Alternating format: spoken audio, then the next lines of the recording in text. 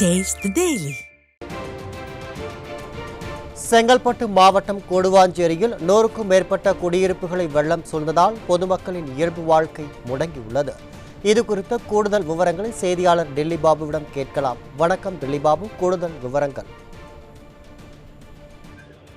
நிச்சயமாக வரும்.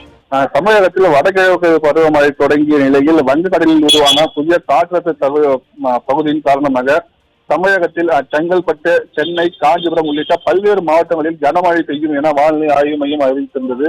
அதன்படி செங்கல்பட்டு மாவட்டத்தில் கடந்த 2 நாட்களாகவே பரவலான மழை பெய்து வருகிறது. குறிப்பாக கூடுவாஞ்சேரி, மரமலை நகர், ஊரப்பாக்கம், கிளாம்பாக்கம் உள்ளிட்ட சுற்றுவட்டார பகுதிகளில் கடந்த 3 நாட்களாகவே பெய்து வரும் தொடர் மழையின் காரணமாக பொதுமக்களின் இயல்பு வாழ்க்கை பாதிக்கப்பட்டுள்ளது. குறிப்பாக கூடுவாஞ்சேரி நகராட்சிக்கு உட்பட்ட பரமேஸ்வரி நகர் பகுதியில் கடந்த 2 நாட்களாக பெய்த கனமழையின் காரணமாக மழை நீர் முறையாக வெளியேற வழி இல்லாததால் பகுதி முழுவதுமே தேங்கி நிற்கின்றது.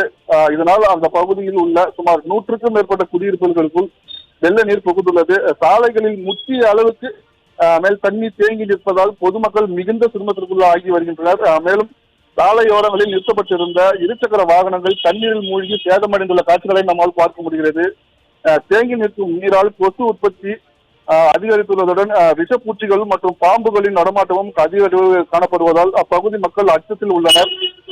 பருவமழை தொடங்குவதற்கு முன்பாகவே இந்த நிலை என்றால் கனமழை பெய்தால் என்ன நடக்குமோ என்ற அச்சத்திலேயே பொதுமக்கள் தற்போது இருந்து வருகின்றனர். ஆண்டுதோறும் மழை பெய்யும் போதெல்லாம் இந்த கூடுவாஞ்சேரி நகராட்சிக்கு உட்பட்ட பரமேஸ்வரி நகர பகுதியில் இந்த பகுதி முழுவதுமே மழை நீரில் மூழ்குவது தொடர்கதையாகி வருகிறது. இந்த நகராட்சி நிர்வாகமோ அல்லது மாவட்ட நிர்வாகமோ, இந்த விடியா திமுக அரசோ இதுவரை எந்தவித நடவடிக்கையும் மேற்கொள்ளவில்லை என பொதுமக்கள் குற்றம் சாட்டுகின்றனர். எனவே இது குறித்து நகராட்சி நிர்வாகம் உடனடியாக தலையிட்டு தேங்கியுள்ள நீரை வெளியேற்றவும் நிரந்தர வடிகால் வசதி அமைத்து தரவும் நடவடிக்கை எடுக்க வேண்டும் என அந்த பகுதி மக்கள் கோரிக்கை விடுத்திருக்கின்றனர். அருண்,